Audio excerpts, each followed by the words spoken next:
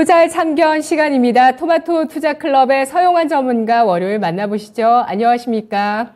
네, 안녕하십니까? 네, 서용환 전문가가 또 큰 맥을 잘 짚어줬던 그 대목, 목표가 도달 나왔었고요. 그리고 수익률이 굉장히 좀 높아지고 있는 종목 오늘 리뷰를 해주십니다. 에그플레이션 관련해서 몇 가지 종목을 짚어주셨었는데 오늘 농기계주 봐주신다고요? 예, 오늘 대동 한번 다시 짚어드리겠습니다. 대동은 자율주행 농기계, 그리고 뭐 첨단 농기계들을 제조하는 그런 업체죠. 다시 리뷰를 해드리는 이유는, 대동이 추가적으로 좀 성장을 할 것으로 보이기 때문인데요.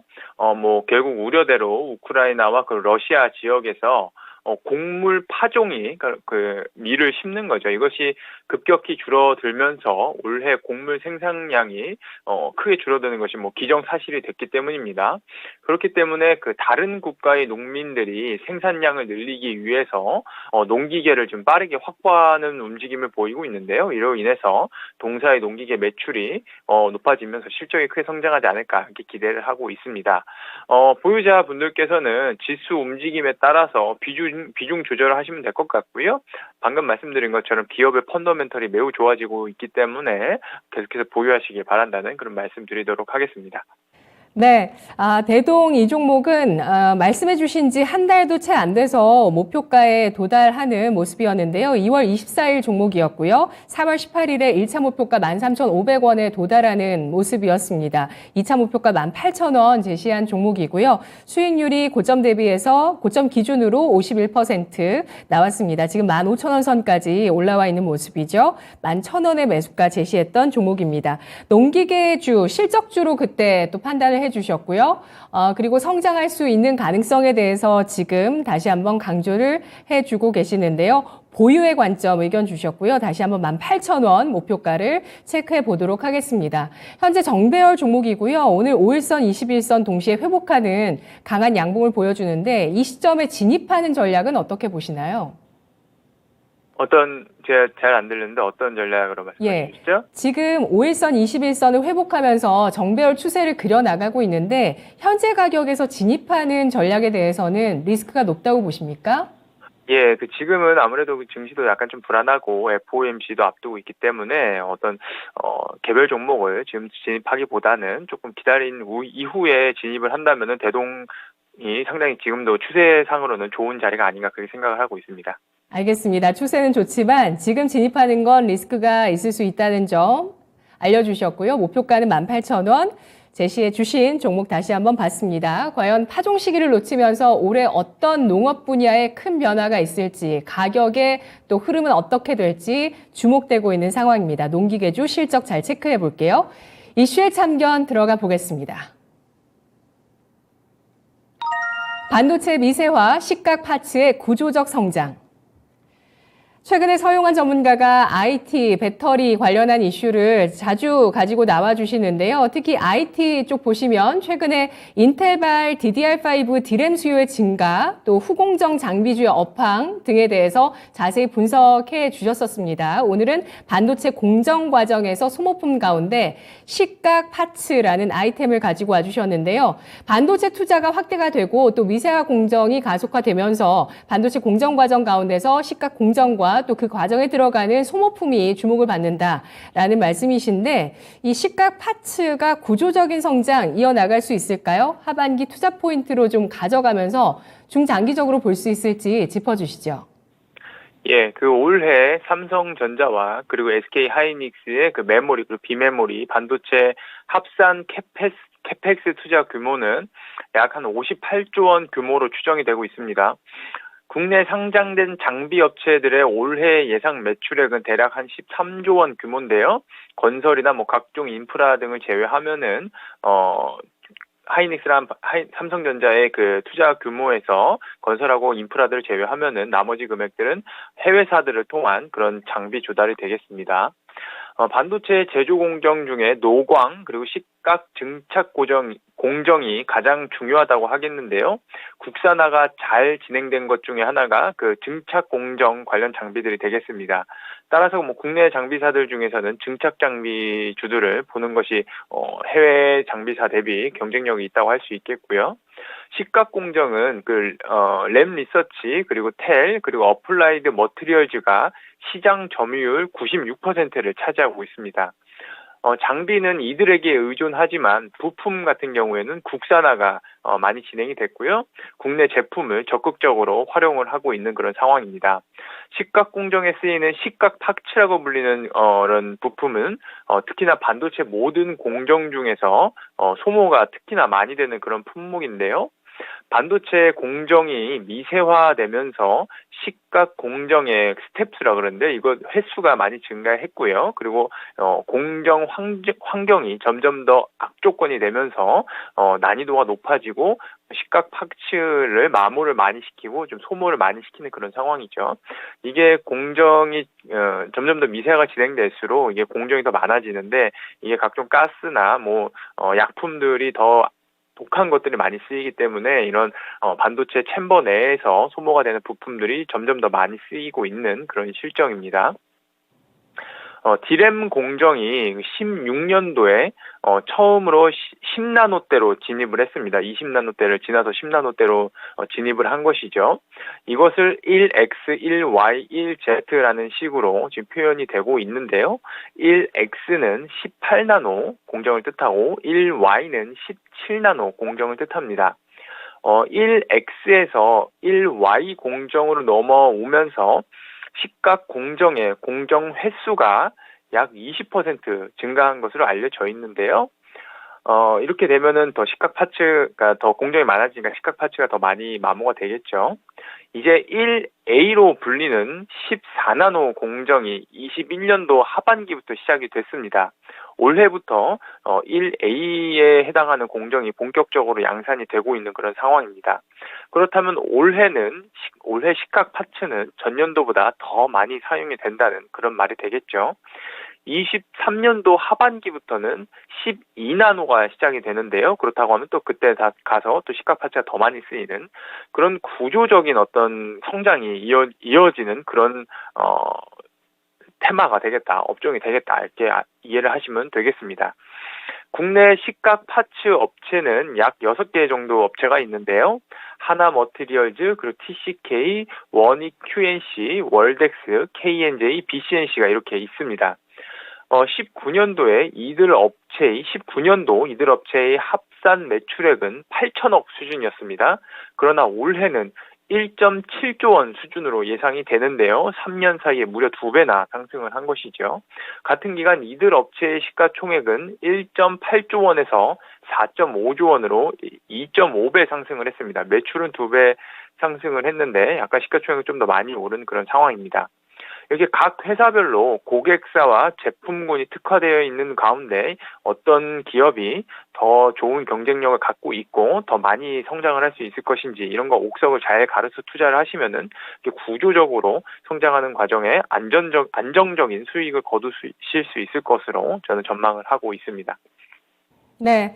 최근 반도체 가격의 횡보세에도 불구하고 왜 반도체 기업들이 투자를 확대하는 것인가 여기에 대해서 주목이 되고 있습니다. 우리 삼성전자 같은 경우는 하반기에 P3 라인 축구장 25개에 해당하는 세계 최대 규모의 반도체 공장을 하반기에 P3 라인을 완공하게 되는데요. 이어서 P4와 테일러까지 증설을 착수하게 됩니다.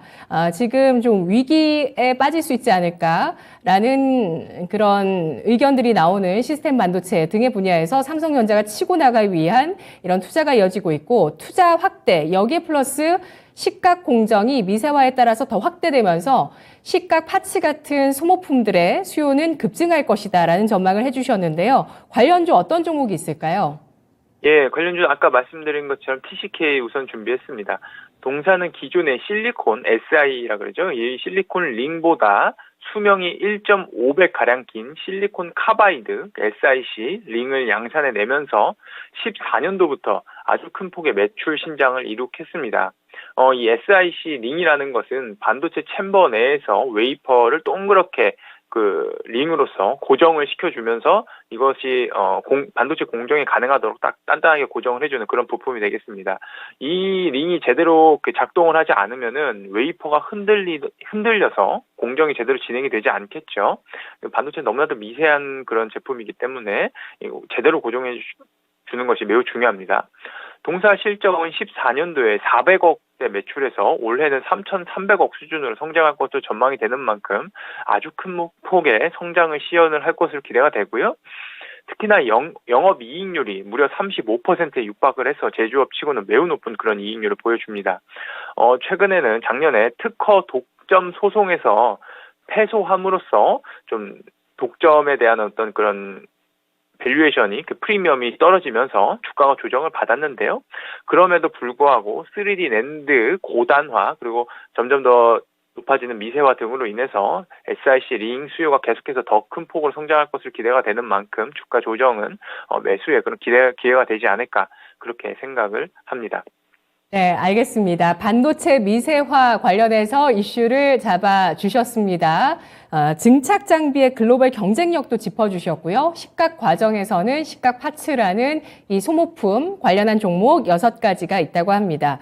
바로 방금 보셨던 TCK, 하나머티리얼즈, 원익QNC, 월덱스, KNJ, BCNC까지 이 6가지 종목 분류를 해주셨고요. TCK 주목하자는 의견 주셨습니다.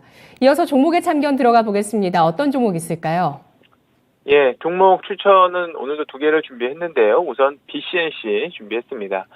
BCNC 동사는 그 기존의 그 천연 쿼츠로 만들어지는 시각 파츠를 아까 말씀드렸던 그 링이랑 똑같은 건데요. 이 천연 쿼츠로 만들어지는 시각 파츠를 합성 쿼츠 소재로 바꿔서 기술 개발을 열심히 하고 있고요.